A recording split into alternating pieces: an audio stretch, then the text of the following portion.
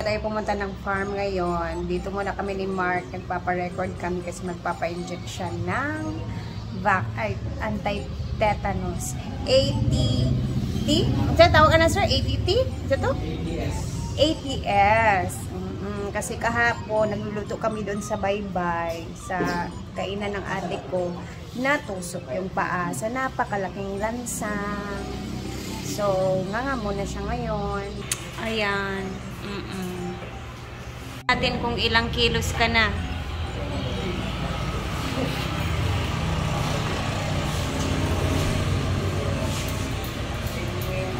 Pila siya, sir? 88? Wow. Simba ko. Uy, di ba ba? Uwis kilo. Abara, 80 nakatong ni Ate. So, ayan na. Bili na kami reseta na ito. Pero bukas pa to i-inject sa kanya kasi ano siya. Lumampas na kami sa oras sa ATS.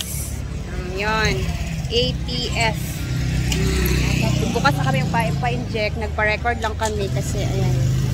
At least ma-relax din ako kasi napakalaking lansang or ano yun, lagari yung nakaano sa paa nito, as in tumaob talaga sa paa. At tsaka punta na tayo sa merkado kasi bibili tayo ng maluluto sa farm kasi may pinapasuyo din si Maria. So ugma na no. Yes. Alas 10 na kasi guys, hanggang 8 AM kasi yung skin test nila. So hindi ko pwedeng late yung skin test kasi baka may allergy, ganun. Kasi first time din happy magpa-inject dito.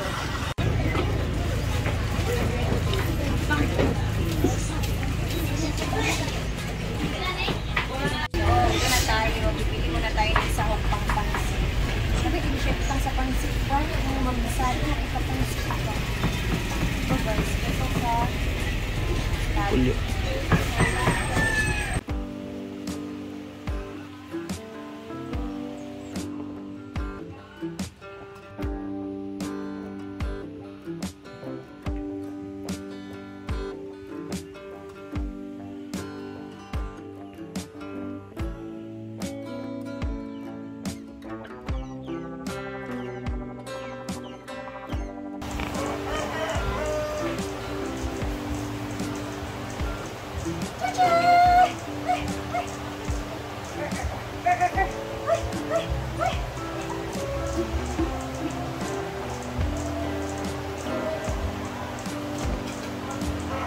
Dito na kami sa farm! Oh no! Nagkaon na ning bata na mo.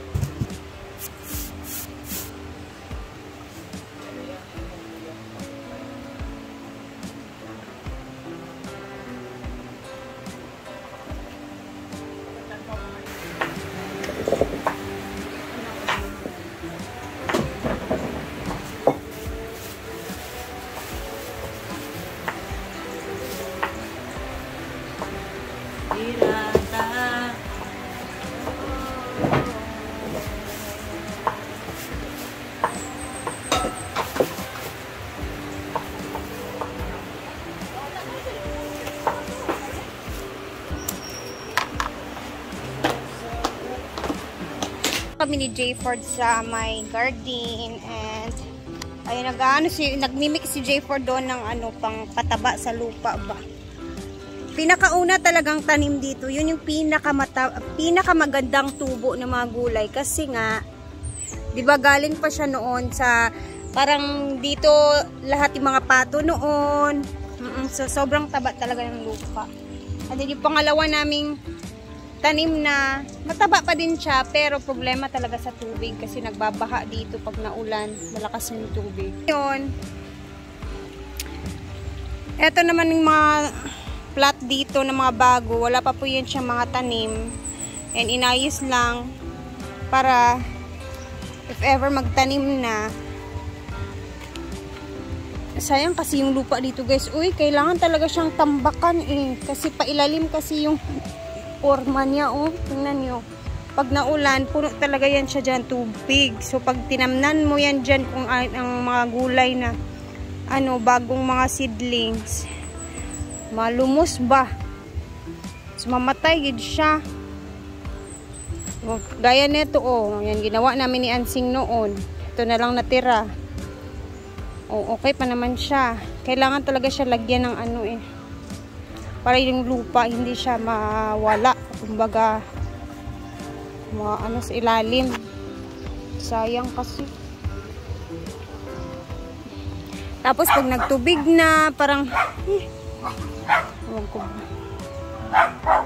ito, tingnan muna natin doon si Jayford kasi nagmimix siya ng lupa na pang abono if ever or pang pataba ba, tabat sa lupa. Nabulok na siya, papuntang lupa na to siya, parang lupa na siya. Tapos meron ding mga uling dito, hinalo ko siya.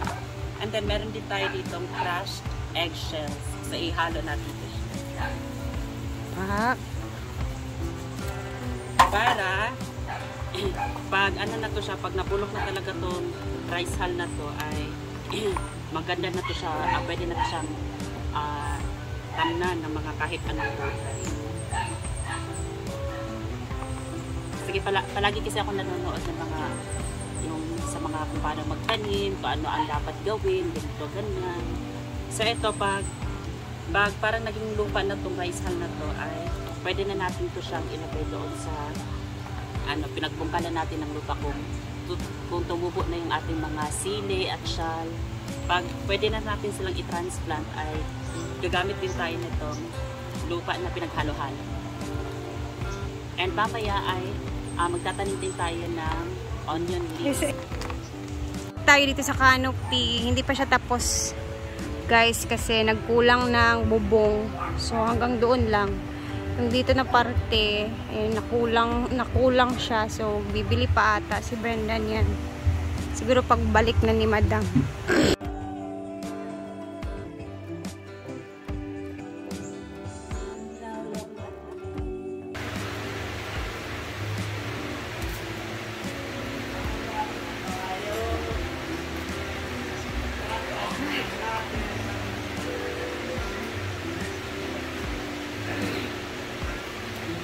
Mamaya is magluluto tayo ng siopaw dahil ang dami pa talagang tira na paksiw. Meron pang tira pa din na paksiw.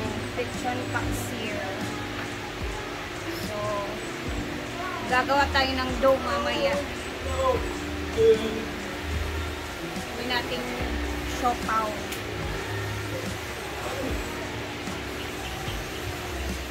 Mamaya naman sa snack.